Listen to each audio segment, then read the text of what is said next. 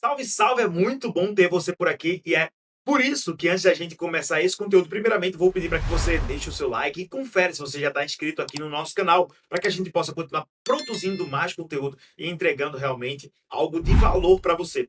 Esse conteúdo que você vai assistir agora, ele é um recorte das nossas transmissões que acontecem diariamente. Por isso também vou pedir para que você ative o sininho das notificações, para que você possa ficar por dentro de tudo que está acontecendo aqui no canal. Rapidamente, é claro, vou deixar a nossa advertência de responsabilidade e te dizer que o nosso maior objetivo é te passar informação. Por isso, antes de tomar qualquer decisão de compra ou de venda, é essencial que você faça o seu próprio estudo. Você acredita que o mercado de alta terminou? Sim ou não? Tá? Eu recomendaria que vocês assistissem o Cripto Notícias da sexta-feira, do domingo, perdão, da segunda e da terça-feira. E eu vou dizer as datas especificamente, tá? Para que você guarde aí essas três datas. Sexta-feira, dia 2 de agosto, segunda-feira, dia 5 e terça-feira, dia 6. Assista esses três episódios, está lá, inclusive, ticado o tempo, para você só ver a parte que eu falo sobre mercados globais.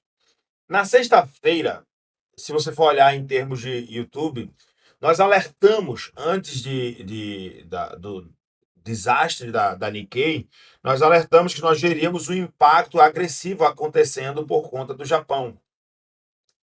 Isso aconteceu. E aí agora o mercado começa, perdão, o institucional começa a ter uma reação a isso pós o posicionamento, né, geoeconômico, perdão, político-econômico aí de diversos países, como por exemplo do próprio Estados Unidos. O que é que faz? A primeira coisa que a gente tem que parar para pensar é o que é que faz um mercado subir? Qualquer mercado, Bitcoin, SPEC que pediram aí na análise, Ondo, Astar, NTX, ações da Apple, da Nvidia, qualquer mercado que existe, ele só consegue valorizar se houver duas coisas. A primeira é interesse comprador, a segunda, além do interesse comprador, que a gente pode chamar de open interest, ou seja, o interesse aberto. O quanto o público ou o consumidor ou o investidor está disposto a se expor naquilo. E o segundo é liquidez, ou seja, não adianta de nada você ter interesse em comprar algo se você não tem o dinheiro para comprar algo.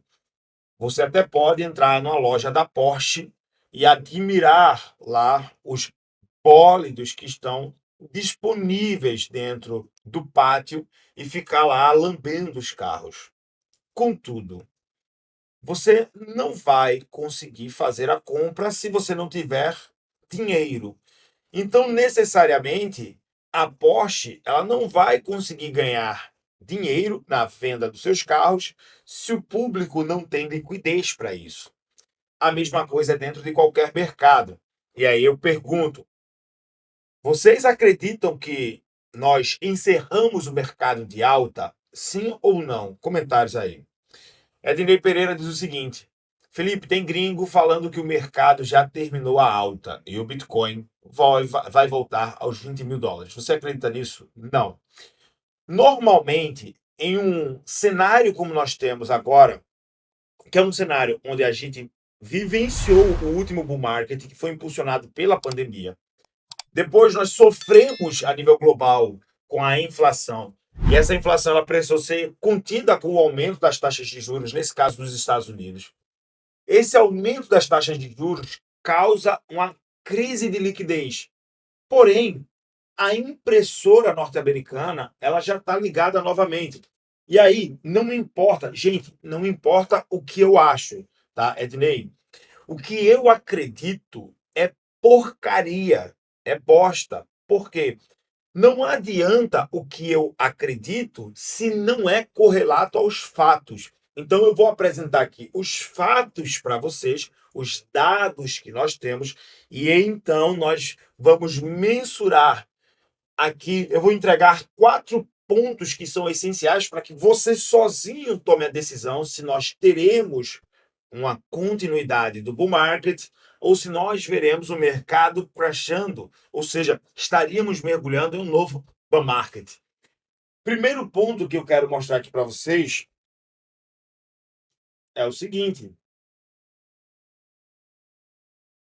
liquidez, ou seja, agregado monetário, o dinheiro que está disponível. Existem alguns agregados monetários que mensuram dados diferentes. O que é o agregado monetário? É basicamente uma forma da gente contar quanto dinheiro tem dentro de uma economia. Para a gente avaliar um cenário extremamente mais consolidado do mercado, os especialistas ou os economistas analisam o demonstrativo quantitativo 2, que é o que chamamos de M2. Esse demonstrativo financeiro ele é extremamente importante porque ele vai dizer o quanto de moedas de um banco central está na circulação dentro do mercado, o quanto as contas bancárias têm de saldo dentro delas, porque entenda, o número de dinheiro de uma economia que está circulando não é igual ao dinheiro que estão dentro das contas. O dinheiro que existe dentro das contas, ele é um dinheiro fictício. Se todos nós fôssemos sacar o papel de todos os bancos que nós temos e todo o dinheiro que está lá disponível nesse momento, o que aconteceria? Nós teríamos o Banco Central intervindo e cancelando, parando todos os saques, porque isso causaria uma derrubada da economia. Por quê? Todos os bancos funcionam em cima de reservas fracionárias, ou seja, o saldo que existe de dinheiro circulante dentro das contas correntes e contas poupanças, ele não existe, ele é apenas um número representativo. E é por isso que existe justamente um ganho em cima da troca de dinheiro entre as transações interbancárias.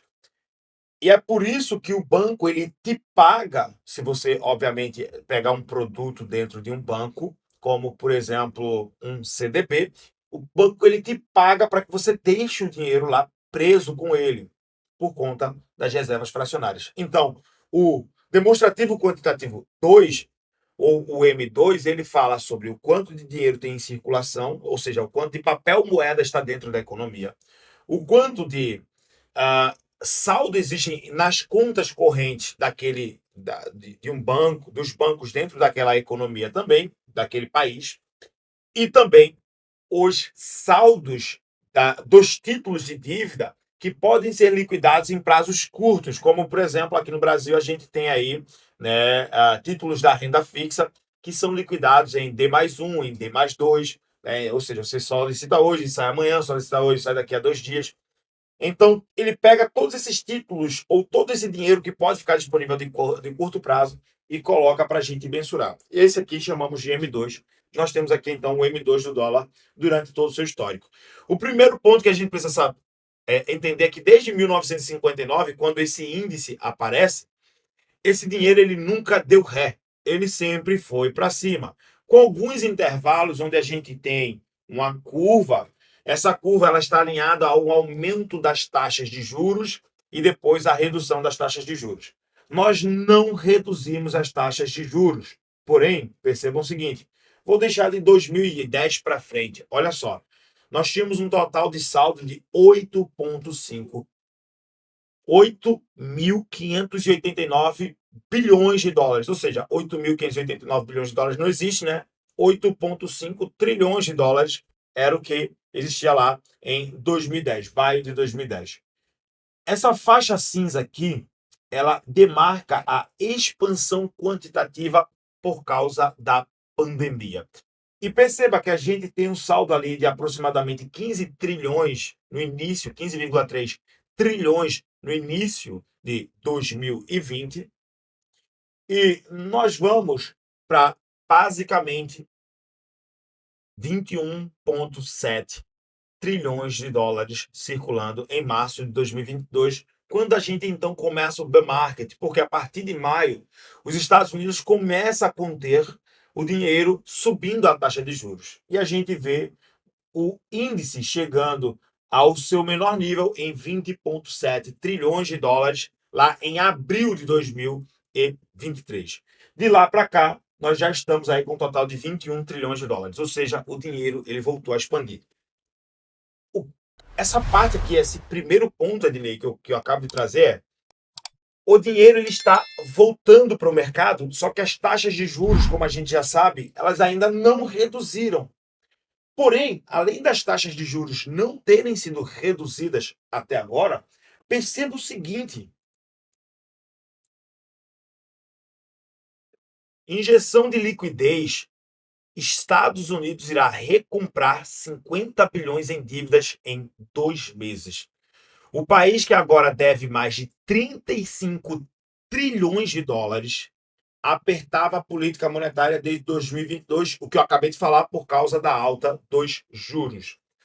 Os Estados Unidos anunciaram o programa de recompra do Tesouro nesta terça-feira, dia 6. A iniciativa visa comprar 50 bilhões de títulos do Tesouro da dívida pública até o final de outubro. A injeção de liquidez norte-americana, a maior economia do mundo, pode gerar otimismo bastante nítido nos preços dos mercados de ativos como Bitcoin, ativos voláteis de maneira geral.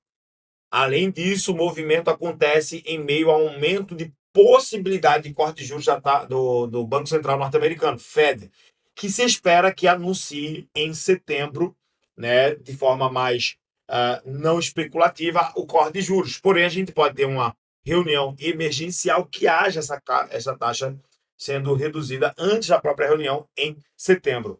De acordo com o Fed Watch, né, 74,5% aponta para um corte de 50 pontos base na reunião de setembro. Entretanto, existe a possibilidade de 25%, 25 pontos sendo cortados na reunião de setembro. Detalhe, tá? Esse aqui são só 2 pontos. E aí, ainda perdão, o primeiro ponto. Eu quero trazer vocês aqui para o seguinte: taxa-alvo de fundos do Fed. Por que eu estou trazendo vocês aqui? Aqui é onde a gente vai bater no segundo ponto. Eu vou expandir aqui o gráfico, tá? Percebam no gráfico aqui o seguinte: quando a taxa de juros cai, vamos pegar aqui cenários mais recentes. Olha só, última vez que houve redução das taxas de juros foi em 29 de junho de 2006. Ela chegou no mesmo patamar que nós estamos hoje, né? 5,25. Atualmente a gente está em 5,5, né? 25 pontos base acima. Mas perceba, 29 de junho de 2006. Agora eu quero trazer vocês para um outro ponto. É um comparativo, S&P 500, semanal.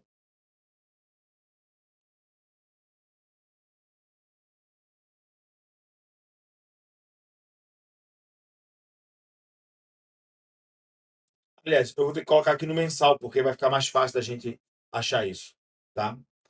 Gráfico de um mês do S&P 500, a principal bolsa de valores do mundo. Eu vou voltar aqui e vou demarcar, deixa eu só puxar aqui a data, 29 de junho, ou seja, basicamente julho de 2006. Nós tivemos corte da taxa de juros. 29 de julho de 2026. Aqui, perdão, de 2006. Julho de 2006. Eu vou meter aqui um Alt V, demarcando o S&P 500. Para a gente olhar melhor. Perceba que o mercado vinha numa expansão. Antes do corte das taxas de juros, houve uma queda de aproximadamente, vamos puxar aqui quanto foi de topo a fundo, 8%. Vem então a Zorra e basicamente o índice acaba subindo 29%. Depois aqui, 2008, né? Aqui já é 2008, para quem não sabe, virada para 2008, né? De 2007 para 2008 vem então o crash da Lehman Bank, enfim, o crash lá da crise do subprime, fazendo o índice derreter. Ok. Vamos para outro ponto aqui, ver se é correlato, né?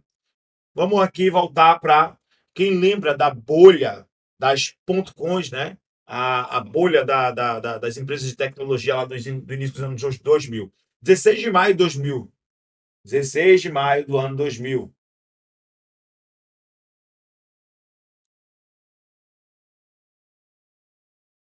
16 de maio do ano 2000. Maio. Aqui a gente tem um cenário bem diferente. Antes, aqui houve, aqui ano 2000. a taxa de juros estava em 6,5%. Quando eles mudaram, o mercado caiu, né? Aqui em maio, depois da mudança, o mercado chegou a subir um pouco, depois houve uma derrubada drástica do mercado e a recuperação só veio acontecer a partir de 2013. 13 anos para que o mercado pudesse se recuperar. 13 anos aqui, tá? Ok. A gente tem, então, a nossa última subida da taxa de juros, que foi em 2019. Vou marcar também aqui 2019. Foi no mês de que eles cortaram juros, maio também. Maio de 2019. Está marcado. Temos aqui mais uma marcação. Logo depois, ali em março, a gente tem o crash da Covid e depois o mercado pampa para cima. Aqui, a gente tem um cenário ruim, que a recuperação só aconteceu depois do corte da taxa de juros, muitos anos depois, para o índice, né, para quem estava só comprado no índice. Aqui o mercado chega a subir, atinge aquele teto e recua, depois de fato vai embora. A gente ainda não teve essa mudança. Se a gente fizer uma comparação com antes disso, 1989. Deixa eu só ver o mês aqui. 1989, 17 de maio de 1989. Então vamos voltar aí para maio de 89. Maio de 89. Está marcado. Vamos dar um zoom aqui na área para a gente entender o que aconteceu. Temos aqui um cenário que já apontava para uma recuperação do mercado pós um crash. Pós um crash já apontava para um cenário de mercado de recuperação. O mercado passou ali cerca de 455 dias, pouco mais de um ano subindo, né? Não subiu lá essas coisas todas depois da derrubada do mercado. E então, depois dessa derrubada, mais uma vez, período de altas infinitas. Então, perceba o seguinte: tirando um único cenário que foi a crise de 2000, tirando o cenário de 2000, que é a crise das .coins, toda vez que houve aí mudança do corte na taxa de juros, o mercado acabou subindo posteriormente. Eu não posso dizer o que vai acontecer, tá? Mas baseado nos fatos, na minha opinião, é pouquíssimo provável que a gente veja uma derrubada dos preços. Contudo, o que aconteceu com o Japão é um excelente indicador para a gente entender necessariamente o que pode acontecer em uma eventual corte de taxa de juros. Nós poderemos ter correções, na minha opinião, correções em prazos intermediários, não necessariamente um mergulho no bear market. E aí a gente vem necessariamente para o Bitcoin. Dentro do gráfico aqui do BTC,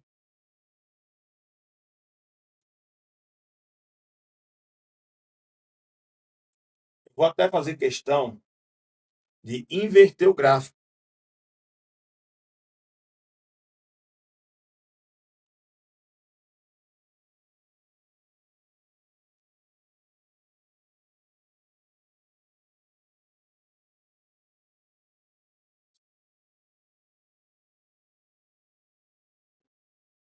Olhem para esse gráfico aqui, tá?